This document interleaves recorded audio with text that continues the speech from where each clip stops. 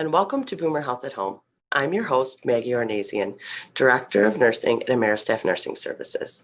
Today we're going to talk about arthritis and the many facets that it holds. Today I'm joined by Dr. Lia Jamian. Hello, Dr. Jamian. Hello, Maggie. Nice to see you again. You too. Thanks so much for coming on again. So today we're going to talk about arthritis, and I'm not sure if everybody even knows what arthritis is. So tell us a little bit about it. So arthritis is a very broad term that encaptures many different types of conditions. So arthritis in general, the most common we think about when one says arthritis is osteoarthritis or degenerative arthritis or wear and tear arthritis. So that is when the cartilage between our joints wears down over time. And the longer we live, the more arthritis we will have because it's the natural process of aging. Okay. So is arthritis painful? Arthritis can be painful. Okay. So what happens is between the different types of arthritis, some are a lot more painful than others. So there's osteoarthritis, or what we refer to as that wear and tear, and that's a non-inflammatory arthritis. And then there's other types of arthritis, which is my specialty as a rheumatologist, and that's inflammatory arthritis and certain autoimmune diseases that can affect your joints and cause inflammation in the joints. So any form of arthritis can be painful. As far as osteoarthritis, though, we can see osteoarthritis in x-rays way before a patient might experience pain. So the level of pain in degenerative arthritis is extremely variable from person to person. You can have a 90-year-old that has bone on bone and has no symptoms or pain. And then you can have a 30-year-old that was a runner that has minimal degenerative arthritis in their knees, let's say, and they have a lot of pain. Okay. So you said this is kind of a wear and tear as we get older. This is kind of inevitable. However, is there any arthritis that is genetic? So most of the arthritises have some genetic component. So as far as osteoarthritis, everyone's going to develop osteoarthritis at some point in time. But if you have a 50-year-old that has severe arthritis in different joints and a 90-year-old that has arthritis in different joints, we tend to think the younger a patient is, there's probably more of a hereditary profile there that is causing them to develop arthritis earlier on. Okay. Is there anything we can do to prevent arthritis? So as far as osteoarthritis, it's inevitable.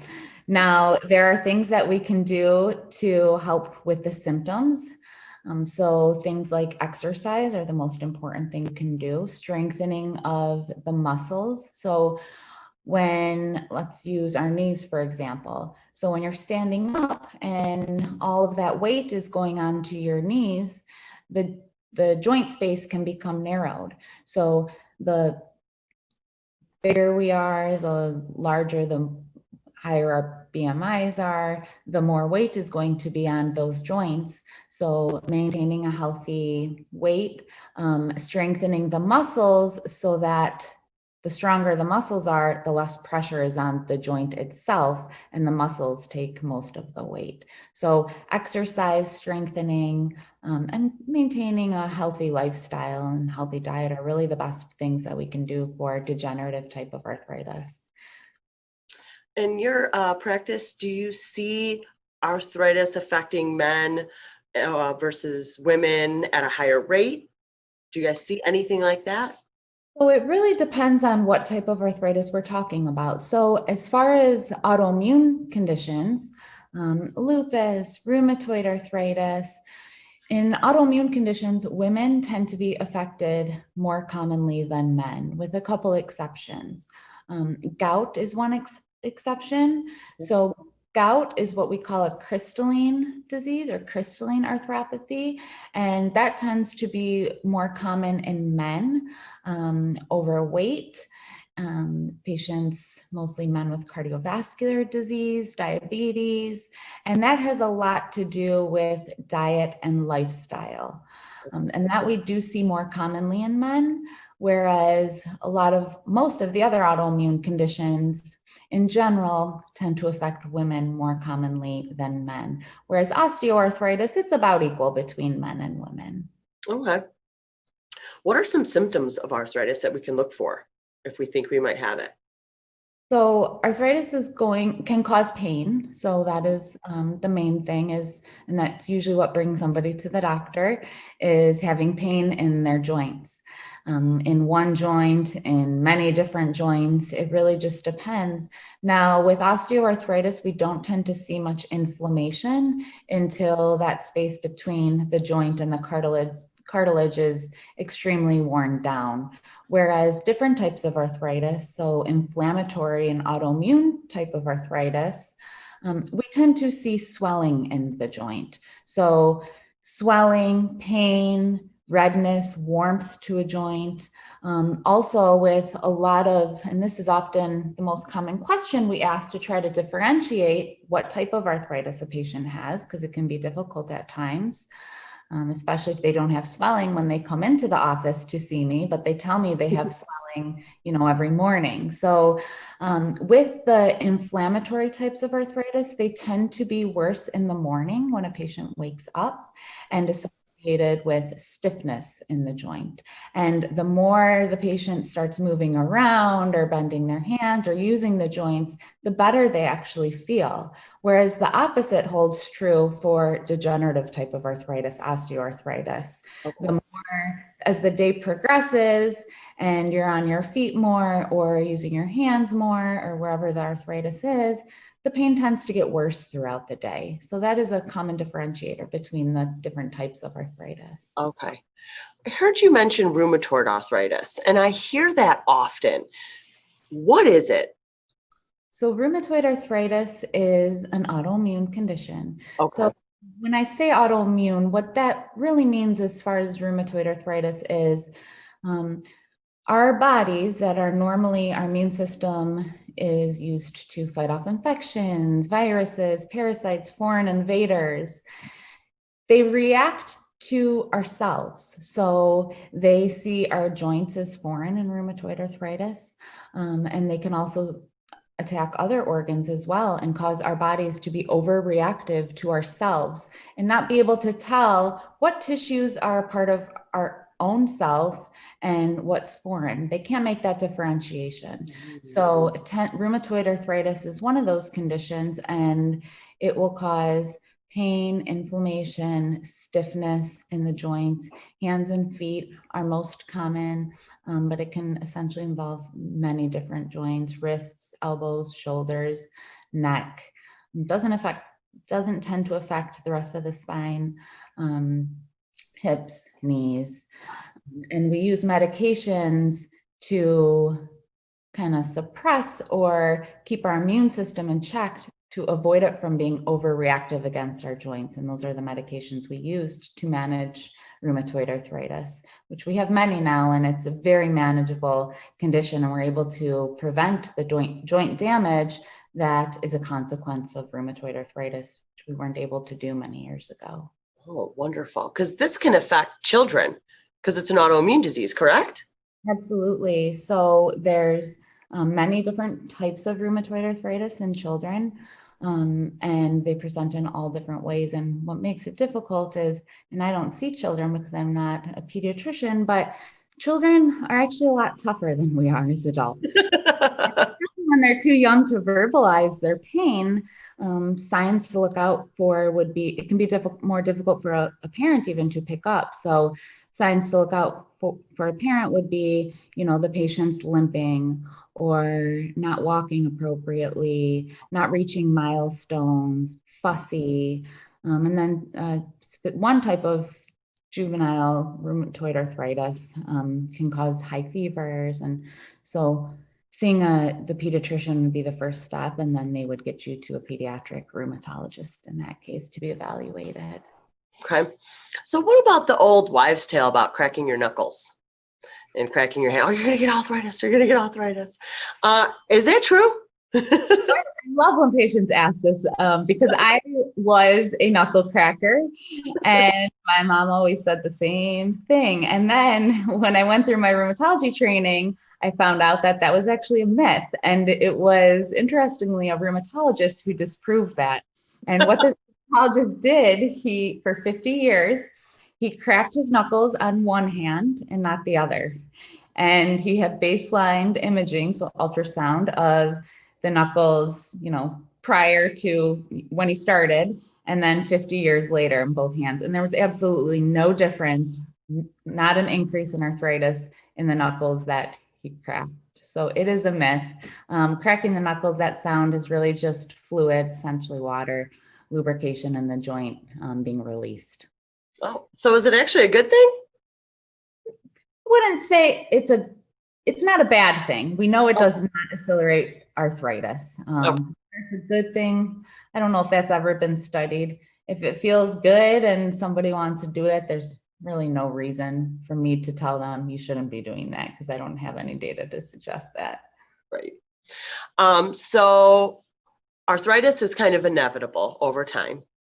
Is there anything we could do to help offset it? Maybe not prevent it, because I know it's inevitable, but what are some things that, we as a population can do to kind of reduce arthritis? So the lifestyle stuff we talked about, so trying to maintain a healthy weight is very important, especially for our weight bearing joints. So our low back, our hips, our knees, our ankles, and also exercise. So trying to get at least 30 minutes, 3 to 5 times a week is recommended to strengthen the muscles.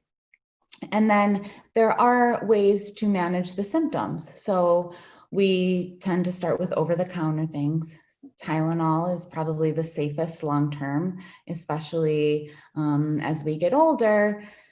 Things become a little bit more frail and they tend to have more medication side effects. Tylenol is definitely recommended over some of the anti-inflammatories or NSAIDs, non-steroidal anti-inflammatories. So things like ibuprofen, Advil, Motrin, Aleve. In many cases, we do use those because they tend to help with the pain and the symptoms of arthritis. But I like to tell people to try Tylenol first. Has less side effects and it tends to be effective in many people. So the medication that we can get away with that helps with the symptoms and has the least side effects is always the most desirable medication. And that will be different from person to person. We often will use injections into the joint. So if there's a lot of arthritis and pain in the joint, then we can inject the joint with cortisone or a form of steroid to help with the inflammation and the pain. And then there are other medications as far as the autoimmune diseases that we use to manage the immune system's response. Oh, wow. Okay. So there's a lot of options out there. There are a lot of options. And eventually in some joints, so hips, knees, shoulders, most commonly, at some point when enough is enough, meaning patients have tried all the medications, they've used injections, and their pain and quality of life is really suboptimal because of their arthritis. At that point, that's when we send them to an orthopedic physician to talk about possible joint replacement or other surgeries that they may benefit from. Oh, wow. Okay. So it's kind of, we try the least invasive first and then make our way. Yes, physical therapy is very underutilized as well. Physical therapy is very important. And that is the same reason why exercise is important. So the stronger the supporting structures are of the joint, the muscles, the ligaments, the tendons, the more stable the joint's going to be. So the less damage the joint is going to sustain over time. In your personal opinion, someone who doesn't like to exercise or do any type of cardio workout, would stretching or just yoga be of a benefit? So stretching and yoga can be helpful, yes.